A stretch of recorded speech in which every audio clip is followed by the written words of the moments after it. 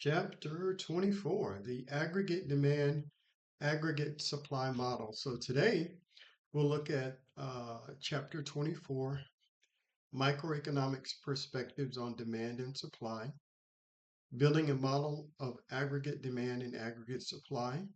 We'll talk about shifts in aggregate supply, shifts in aggregate demand, how the aggregate demand and aggregate supply model incorporates growth, unemployment, and inflation.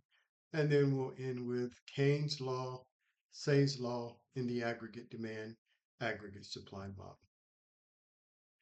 At the peak of the housing bubble, many people across the country were able to secure the loans necessary to build a new home. From the early 1990s up to 2005, the number of single family houses sold rose steadily. But in 2006, the number dropped dramatically, and this dramatic decline continued through 2011. Beginning in 2012, the number of new houses sold began to climb back up, but the levels are still low than those of the 1990s. That was the housing boom and the housing bust. I mean, you can see that precipitous drop at the beginning of 2006 through 2011. I'm sorry. What a challenging time for the country that was.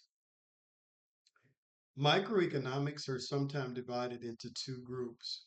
Supply is the most important determinant of the size of the macroeconomy, while demand just tags along.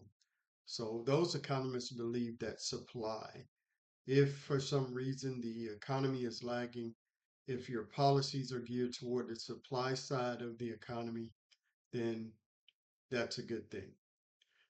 Demand, on the other side, is the most important factor in the size of the macroeconomy, while supply just lags. Those are demand side economists, demand side policy.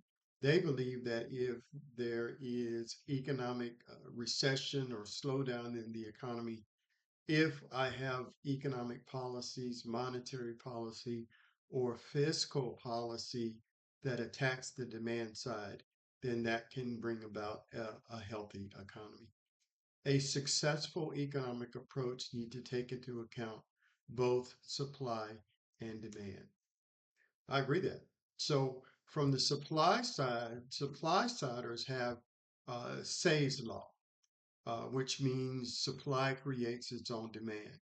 Each time a good or service is produced and sold, it represents income to someone. We also call supply siders neoclassical economists. They generally emphasize the importance of aggregate supply in determining the size of the economy over the long run. Say's law Say's law that supply creates on demand does seem a good approximation for the long run.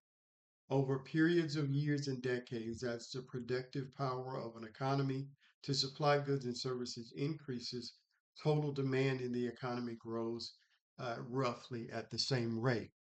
However, over the shorter time horizons of a few months or years, recessions or depressions can occur in which firms as groups seem to face a lack of demand for their products. And so, what Say's law says is if we have economic hard times in the country, a recessionary period, that if I gear my policies towards supply side business, lower business taxes, uh, create incentives for them to hire workers and to produce, lower regulation, those things will spur and boost the economy. That is neoclassical economist side. On the other side of that is Keynes' law. So Keynes says demand creates its own supply. The level of GDP in the economy is not primarily determined by potential of what the economy can supply, but rather by the amount of total demand.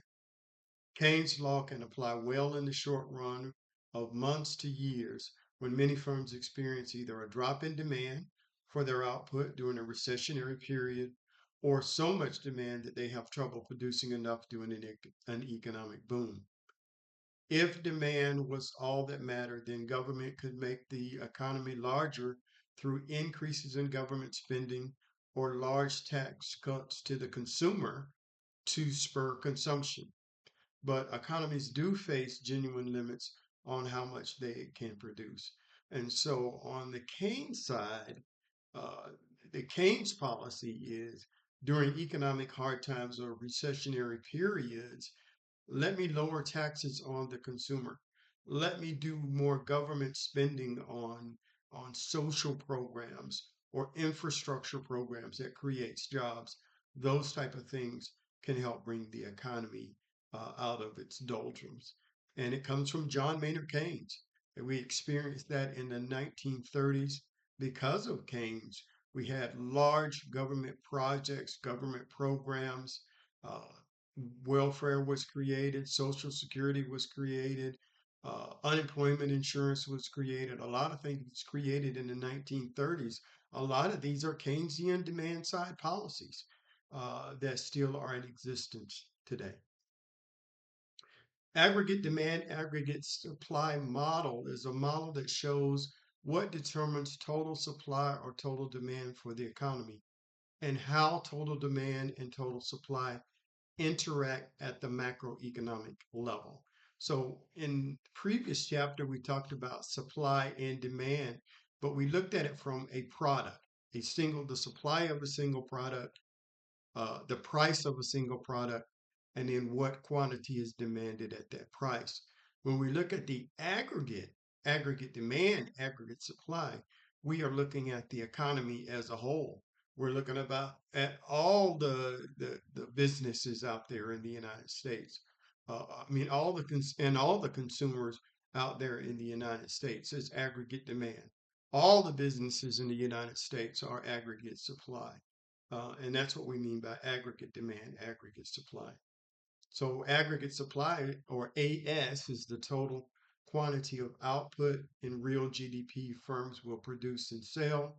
There is an aggregate supply curve that shows the total quantity of output that firms will produce and sell at each price level. Just like we saw when we looked at supply, aggregate supply, there's an aggregate supply curve as well.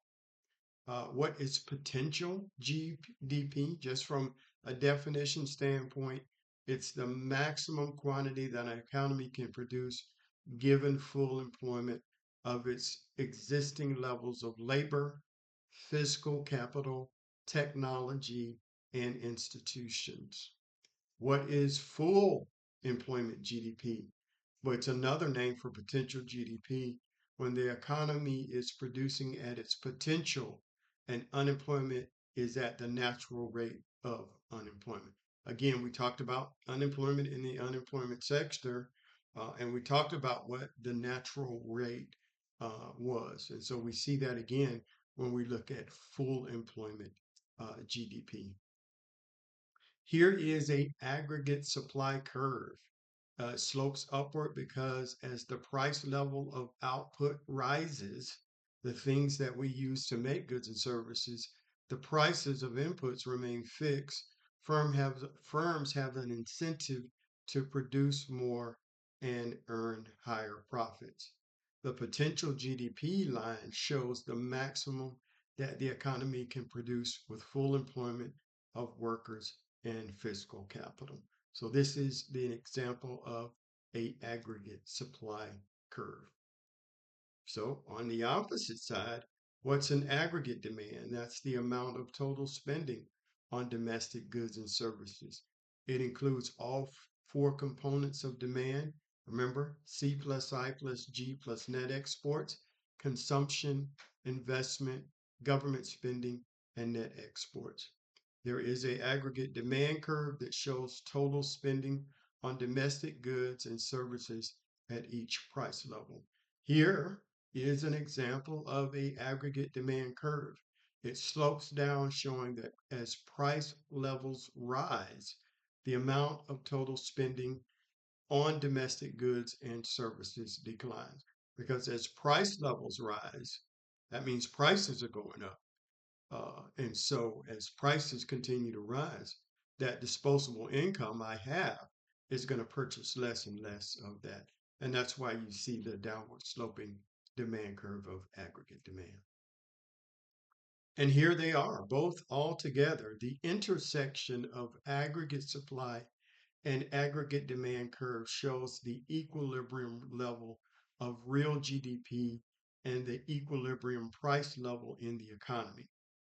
So the equilibrium here is where aggregate supply equals aggregate demand at 90 and an output of 8,800 billion in terms of real GDP. Using a hypothetical equilibrium with price level at 130 and real GDP at 680, what information can we infer about the state of the economy? Is this country risking inflationary pressures or facing high unemployment? How can you tell? But you see, we're at equilibrium at 130, so we're at a higher price level. So remember, we talked before, if my price level increases, then my demand is going to decrease. Real GDP is going to decrease in this instance as well. Short run aggregate supply curve is a positive short run relationship between the price level for output and real GDP, holding the prices of inputs fixed. Long run aggregate supply curve is a vertical line that at potential GDP showing no relationship between the price level for output and real GDP in the long run. Two of the most important factors that can lead to shifts in aggregate supply are productivity growth, that can shift it, or changes in input price. Because again, at the end of the day, it costs to produce goods and services. So if my input prices are increasing, that's going to have an effect on the aggregate supply curve. It can also shift due to unexpected shocks to inputs, goods, or labor. So either a large weather event affecting crops or an overseas war that requires a large number of people to fight instead of work. That has an effect on aggregate supply. And then just a term I wanted to introduce, stagflation is an economy that experiences stagnant growth and high inflation at the same time. There have been periods in our economy where we've had stagflation, but they've been quite minor. Again, this graph shows short-run aggregate supply uh, and converts to long-run aggregate supply. The long-run aggregate supply is the vertical line, whereas the curved lines you can see SRS, AS, those are short-run aggregate supply curves. So in this graph, a rise in productivity causes the short-run aggregate supply curve to shift to the right. So you see it continue to shift to the right. And the equilibrium moves as that curve shifts to the right as well. Look at E0, E1, E2. When short-run aggregate supply shifts right, then there's a new equilibrium, just as I mentioned here previously. Shifts in the aggregate supply curve to the right lead to greater level of output and to downward pressures on price levels. Again, as price levels decrease, I'm able to purchase more. That in itself should create additional economic activity. That should also continue to push the short run average cost curve to the right. A higher price for inputs means that any given level for outputs, lower real GDP will be produced, so the aggregate supply will shift to the left. The new equilibrium E1 has a reduced quantity of output and a higher level than equilibrium 0. So again, as I mentioned previously, if we have increase in inputs, that means we're going to have a increase in prices, which means we're going to have a decrease in consumption. And that is going to, in the short run, shift the short run average supply curve to the left, somewhat of a contraction, which is not good for the economy. Remember that the components of aggregate demand are consumer spending, investment spending, government spending, spending on exports minus imports. As a shift in the aggregate demand curve to the right means that at least one of these components increased so that a greater amount of total spending would occur at every price level. A shift in the aggregate demand curve to the left means that at least one of these components decreased so that a lesser amount of total spending would occur at every level. Remember, when I talk about aggregate demand, I'm talking about you as the consumer. I'm talking about everybody out there that's buying and purchasing stuff. And so when when you look at these components, I want you to think of it in that context. When you're looking at the examples here of shifts in the aggregate demand curve, just think of it as what are consumers doing based on the price level, if the price level is increasing or if the price level is decreasing. When consumers feel more confident about the future of the economy, they tend to consume more. If business confidence is high, the firms tend to spend more on investment, believing that the future payoff will be substantial. Conversely, if consumer and business confidence drops, then consumption and investment spending declines. And that's an important point when we look at both aggregate demand, aggregate supply. We want confidence. If we're confident about our future, if we're confident about the future of the country, we're going to spend.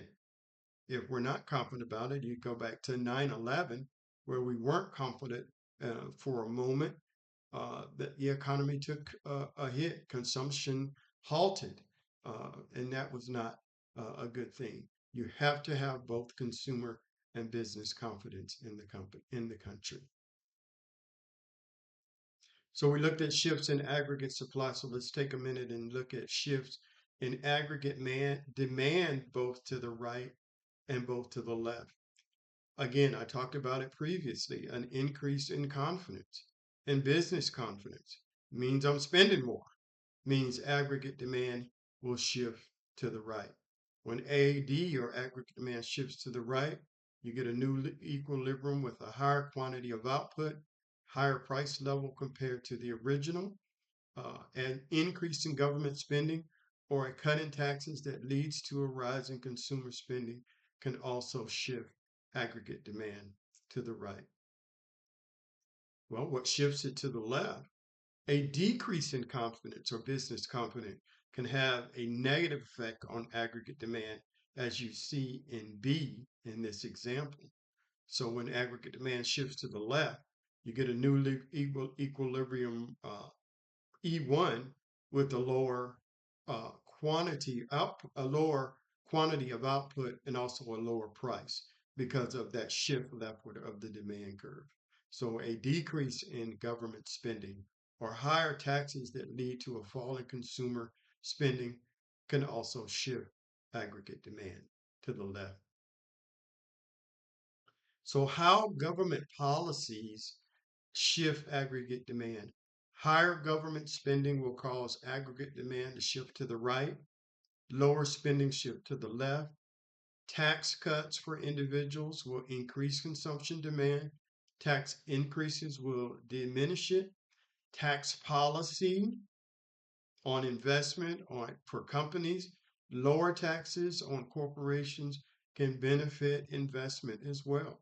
But during a recession, when unemployment is high and many businesses are suffering low profits or even losses, the US government, through fiscal policy, often cuts taxes.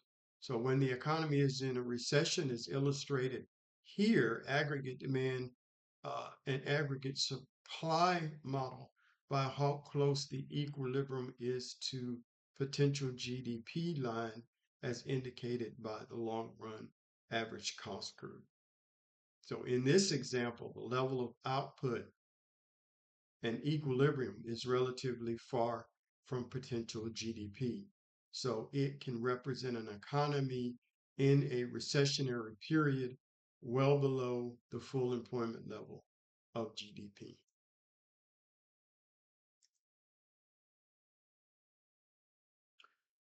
So growth and recession in the aggregate demand, aggregate supply diagram that we looked at previous slides, long run economic growth due to productivity increases over time will be represented by a gradual shift to the right in aggregate supply.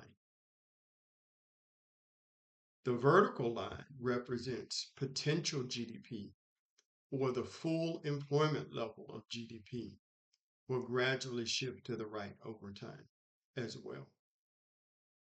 When we looked at the aggregate demand and aggregate supply diagram, which illustrates recessions when the equilibrium level of real GDP is below potential GDP.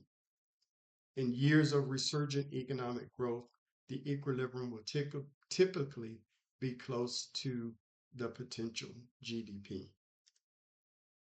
Remember, there are two types of unemployment: cyclical, short run variations in unemployment caused by business cycle and economy that is expanding and contracting.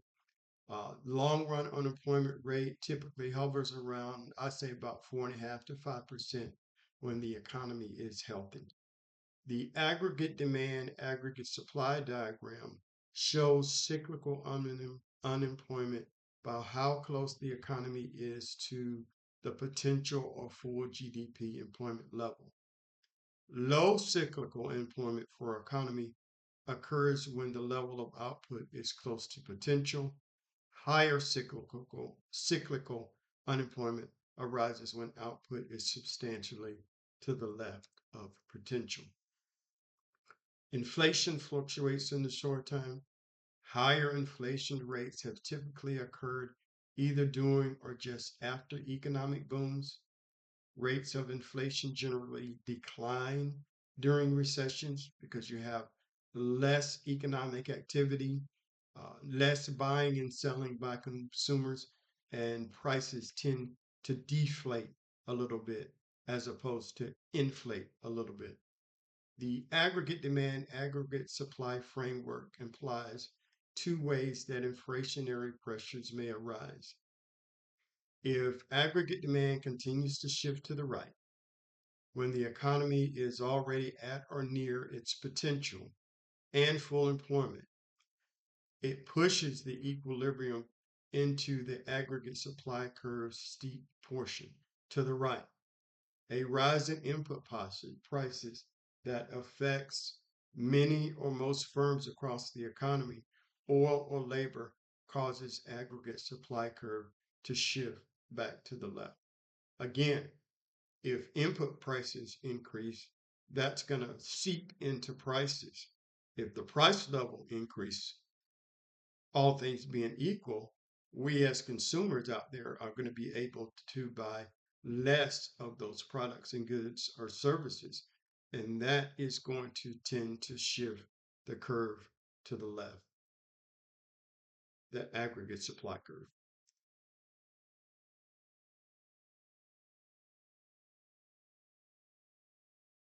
Okay. And let's see, let's briefly hit on uh, Keynes' law, Say's law in the aggregate demand model. I think the key takeaways I want you to have is an understanding of what aggregate demand is, what is aggregate supply, what are some things that shift the aggregate demand curve, aggregate supply curve in the long run and the short run. We talked about price levels. Price levels affect on aggregate supply. Price levels affect on aggregate demand.